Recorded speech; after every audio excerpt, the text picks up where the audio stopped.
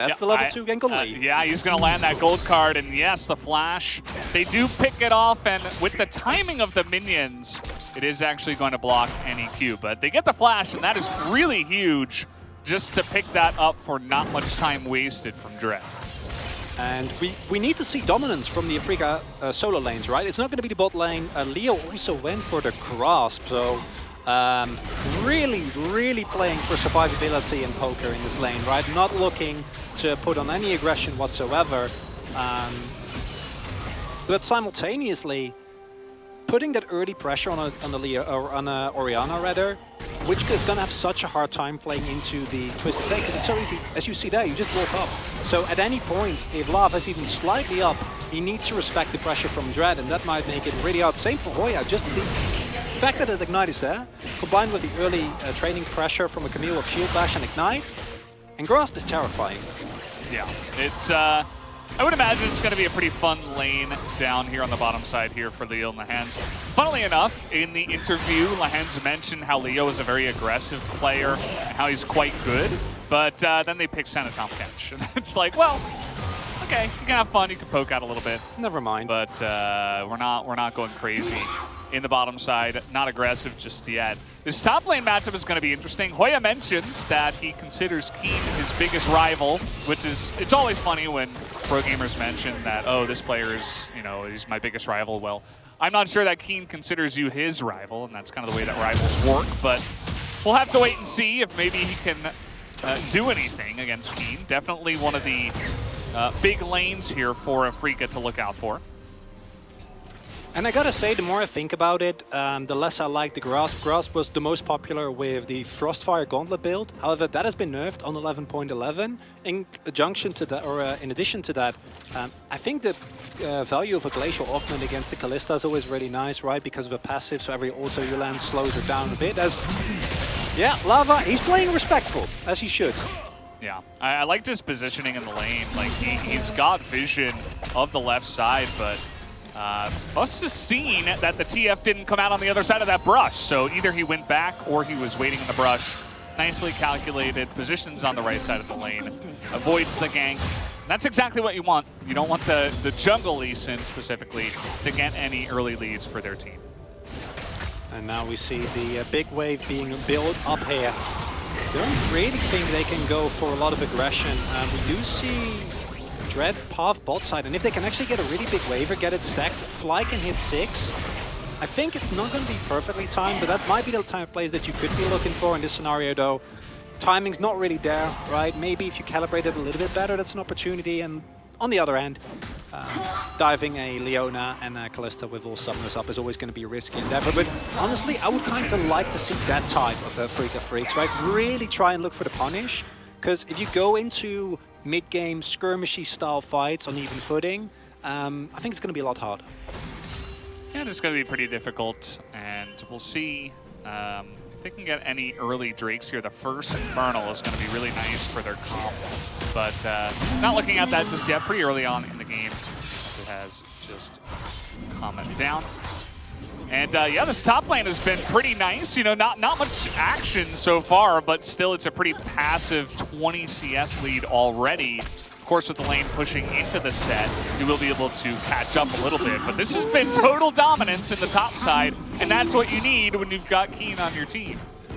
Yeah, and Keen single-handedly kind of keeping the pressure on it for Afrika. Oh, that's an early Ignite though. Oh, Maybe trying to get something done. They're making so much action early here as Hoya is trying to get the angle down. He still has Flash, and he saves it for the perfect time. Able to avoid the Sonic Wave and avoid the 3-man gank. It's the perfect example of a weak side top laner. You know your team is getting Dragon, 3 people come up to gank you, and you're like, no, I'm fine. Just gonna take this Twisted Fate right into safety. The Flash, sure. You know, it's unfortunate, but especially on the, you know, the top set, the lack of Hex Flash, not nearly as debilitating. The main problem is the fact that he's getting doubled in CS at the moment, and he has forced to use his teleport, whereas Keen can roam. But as a whole, that's a big map win for Fredabri on an early Drake. It gets them where they want to be. Even if the next couple of Drakes get taken by Afrika, you can wait out and scale up if that's the state of the game at that point in time. Yeah. totally fine for them.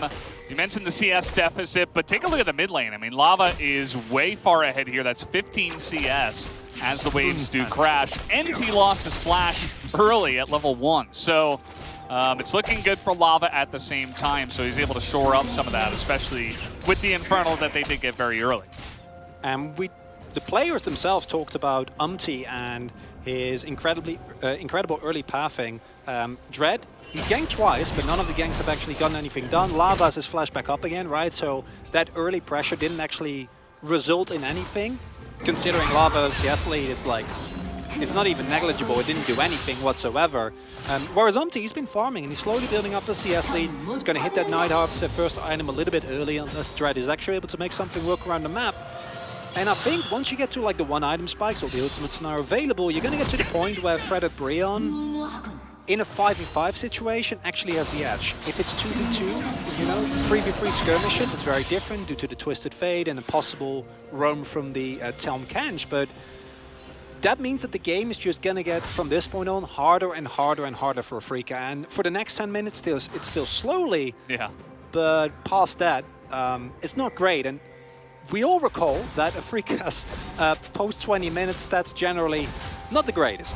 Yeah, looking to change that a little bit with Leo in the lineup, but curious to see if that will actually get anything done. The top lane trading was really interesting, as Keen wasn't exactly pushing back, but he wasn't freezing either. He was looking for very aggressive trades and positioning very aggressively. He's just denying more and more CS away from Hoya and making that lane just a nightmare for him.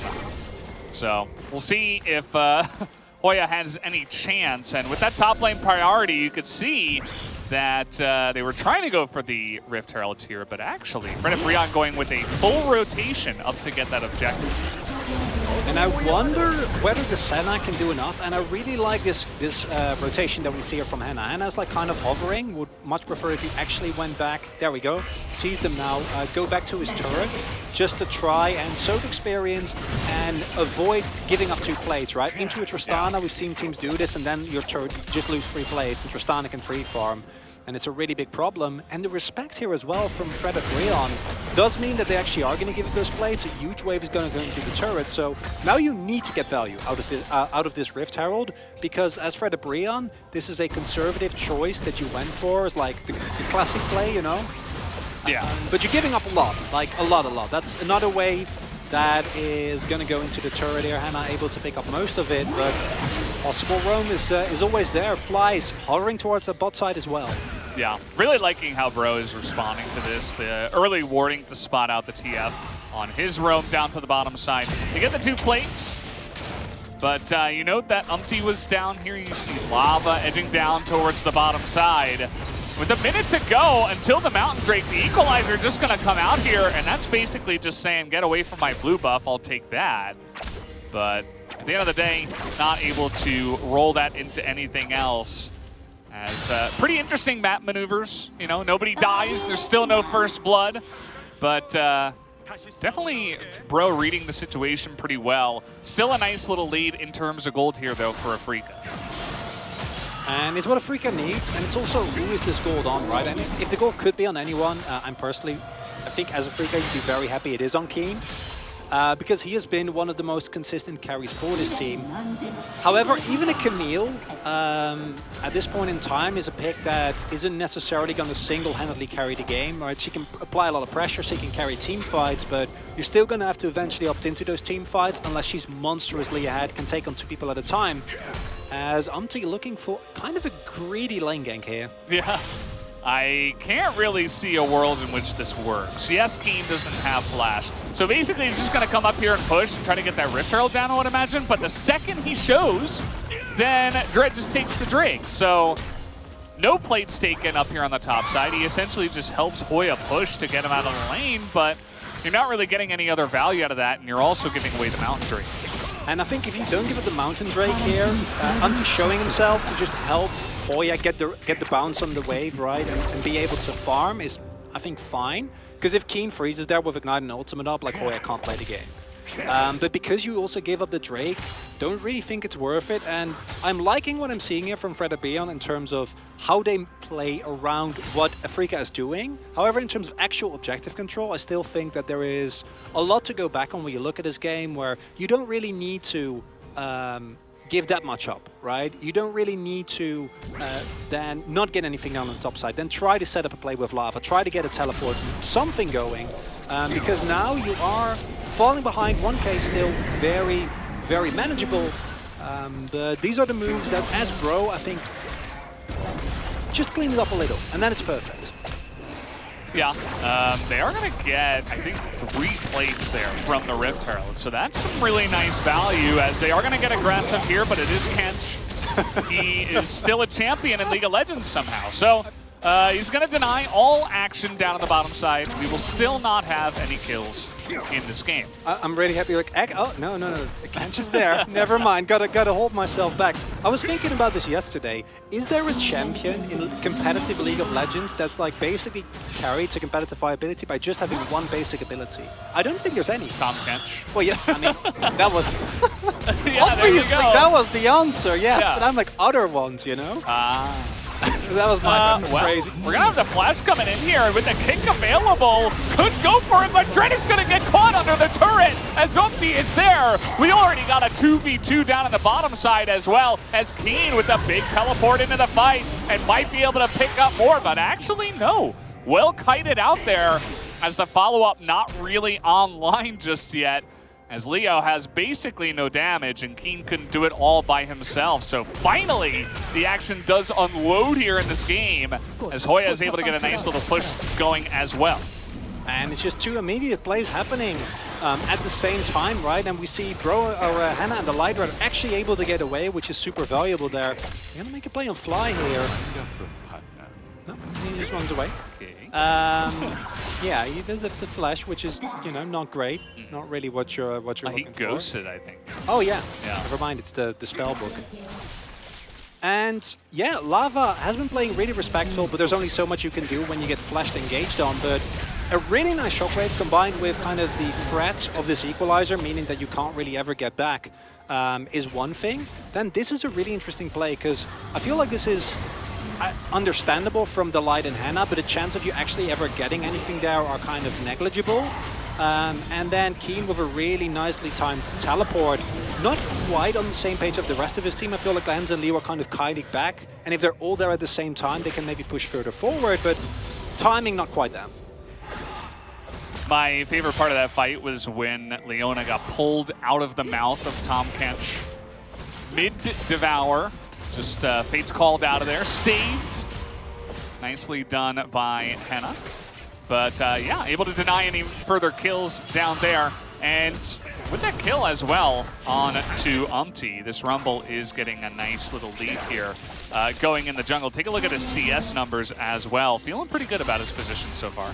And trading evenly, as Fred Brian, I personally think is a win because your comp scales so comfortably into the late game, right? It's not like I think the TF isn't great. We've seen the things that Senna can do later in the game. Obviously, Lee Sin, not nearly the early game characters he once was. He has so much more longevity with the Gore Drinker and the other survivability that his current item provides him.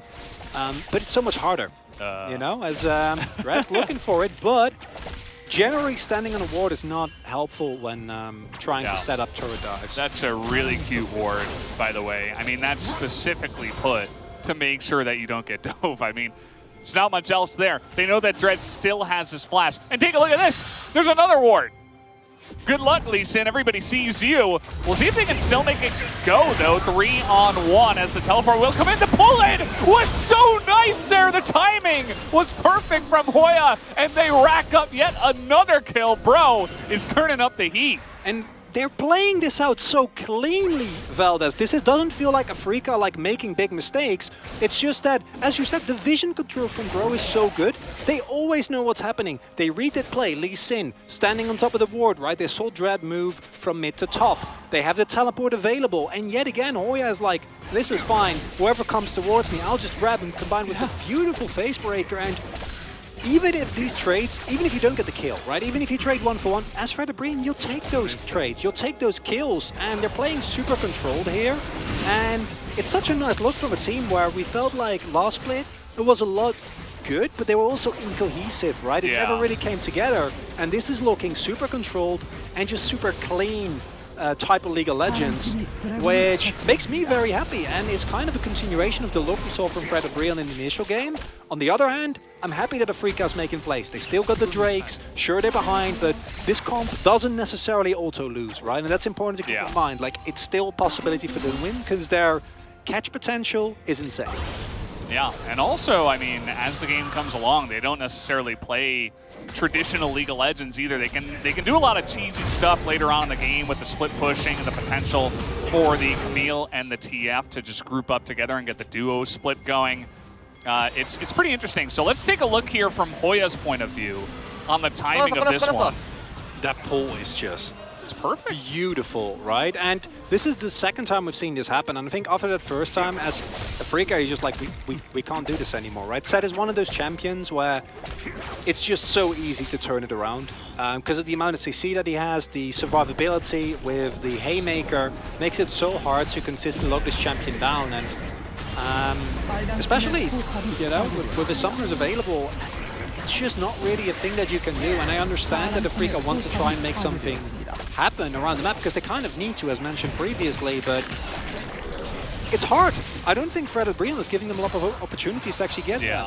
It's really frustrating for Afrika. I mean, these are like the instructions on the box, right? You see this composition and it's like, okay, what you do is after 5 minutes, you gank the top lane after everybody hits level 6. They've tried it twice and it failed both times and they're like, man, these instructions don't make any sense. Like, what are we doing wrong? Like, this is supposed to net us free kills, but it's not.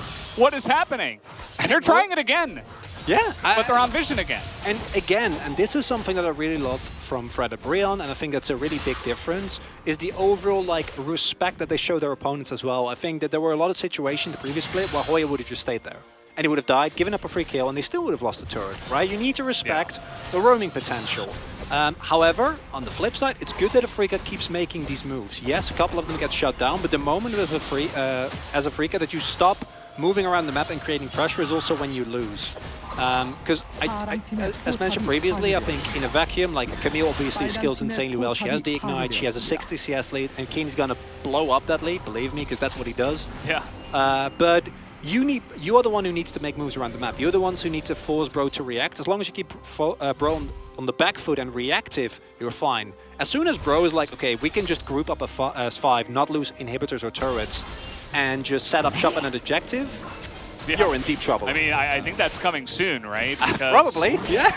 Yeah. But you don't want that to happen, it's the big thing. Yeah, I mean, if you're Bro, they picked up 2 Rift Heralds, they gave up a couple of Dragons for it. So it's not like they can really push the issue with the Dragon Soul. We're having a 1v1 up on the top side. We also got TF coming in, and okay.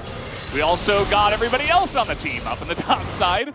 The Destiny actually used down in the bottom side for TF to rotate to the mid lane. So 4-man gank up on the top side. They finally catch Hoya, as Delight is looking for a catch of his own, but really just trying to put on the pressure and get something else on the map here for Bro. A really nice play by Afrika. They get the kill. They get the collapse on top of Hoya. This time his team is not there to save him. Lava could have teleported, but obviously would not have ended well.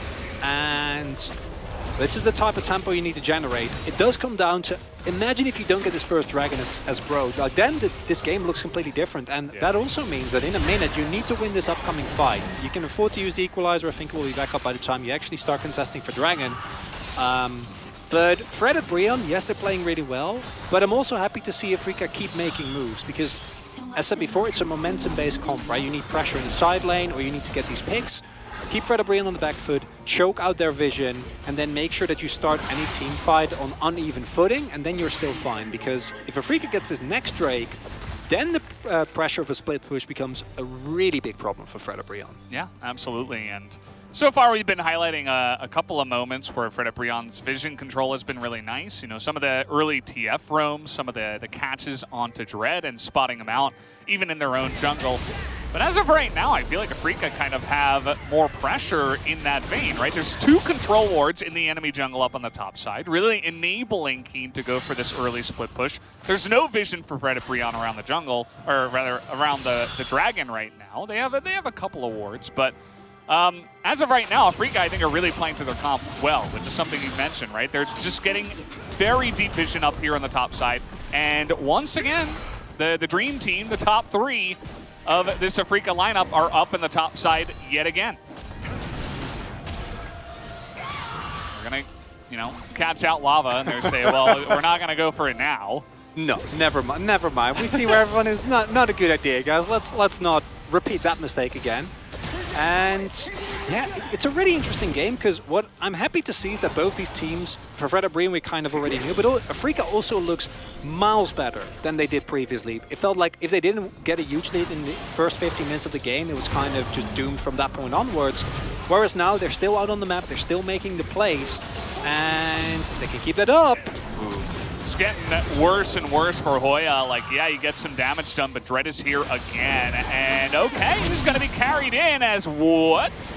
Looks like he messed up the kick flash that time around, but guess what? 4v2, feeling pretty good, but Lava's actually able to push them away. Meanwhile, Bro are able to pick up that 1 dragon, so they're doing pretty well in terms of staving off the pressure from Afrika as well. Oh, and that's a crucial misexecution there for Afrika, because when you make that play, you willingly sacrifice your soul point. I think that's fine. As mentioned previously, I don't even know if you actually want to go into a 5v5 at this point, right? You're looking for the pick. If you get a pick there and they still go for Drake, you probably pick up an inhibitor. And that's a trade that you'll take any time of the day. But as you say, the flash kick not really working out. Hoya, for what feels like the 15th time this game, sees a gank, takes the gank as a train ticket out, and then even if he would have died there, right, like the amount of time that he stalled and the resources invested by Afrika don't really weigh up to that. And it's a constant back and forth, and I'm just really happy to see these teams fight an even footing, and it doesn't feel like one team just blunders and loses, which is what happens sometimes when these 2 teams individually played last split. Yeah. Whereas now it looks like, are there things to be improved upon? Sure, you know, misexecution left and right, this insistence on ganking a set over and over and over again, but they're manageable. And I think that's a really good look for both of these teams here. Yeah, immediately after that gank, Keen goes to the bottom side and says, well, let's try to put pressure somewhere else, and of course away from the Baron. That is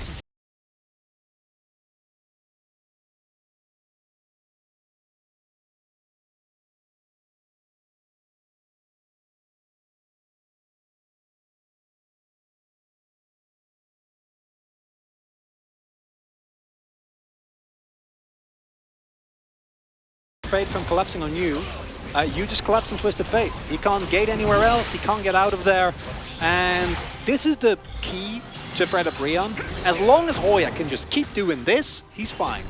You know, for all I care, buy a Warmox, buddy. You know, like I'm just... I saw that giant spell and I'm like, Because all you need to do is just clear the wave, just slow Keen down. As long as you don't die, and he's still even in CS, right? Or sorry, even in experience. Not even in CS, clearly, that ship has long sailed.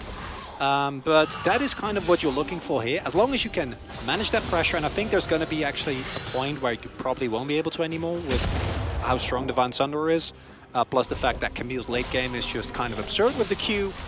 As yet again, if you hit that Everfrost, you know, you might be fine. yeah. Probably not, but at least you have the opportunity, but you can't afford to miss those.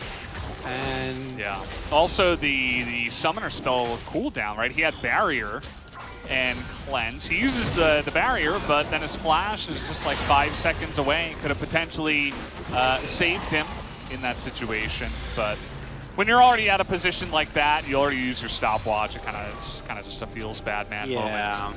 But yeah, nice little pick there for Bro.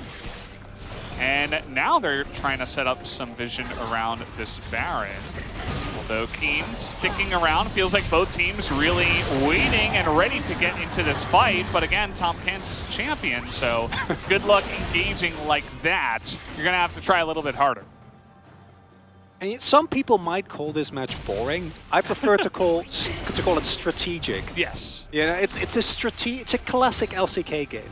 We don't want too many kills. We don't want too much excitement. We want to be able to talk about the games and you know how the Korean lessons are going, for example, which is kind of be better. Yeah. And it gives us more time to look at what these two teams are showing us here. Because I, for one, am happy to see an Afrika that doesn't randomly die post 25 minutes thus far. Yeah, I mean, early in, but you mention it. we passed the marker. I actually forgot about that. Well, we'll have to see if they've shaken off that curse. You know, I gave Leo some flack for going for this specific Senna build, as yet again, not gonna happen. He has 2k health. It's a Senna with 2k health and a Kench. Yeah. And now I'm wondering, I talked about like Afrika Freaks kind of losing the team fight the later we get into the game. Is there just gonna be a point where this Senna is going to become so tanky with so much range now at 94 souls, getting closer and closer to the really high marks where you really start to become obnoxiously oppressive in terms of range?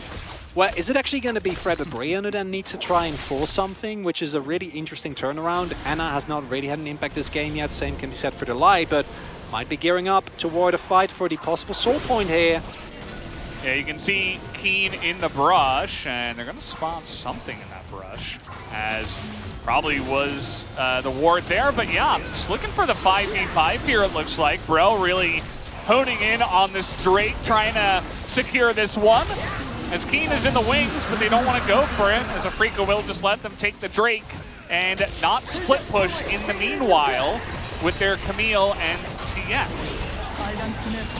Although we are going to get a root here and looking for a little bit more. That's a lot of damage getting done, but trying to kite back here is Bro, and down will go Dread. He's not able to get anything done as Keen looking desperately to start the fight. He's going to ultimate in. A really nice stop once there, but everybody on front of Brion is staying alive the entire time. Somehow, some way, they have kited this entirely out, and they are looking for the ace here as Fly just barely able to get away for now. No! Just hit him! Oh, God, why did he turn around? He was rounding the bend, and I suppose he had no hope. But that is an ace. Fred Brion kite that one back perfectly and survive the entire time. It's a clean ace. They lost no one. I don't know how that happens. Let's take a look at the replay once again. And it starts off with the equalizer being used as, honestly, and a miss. How do you win this fight? They miss everything. Shockwave. They don't hit the equalizer whatsoever. But it's, I think, honestly, lack of damage. Look at how many autos Leo actually gets in here, right? How much damage Fly can reliably do. And that's the key issue here. With Dread dying immediately, Keen has to go in deep.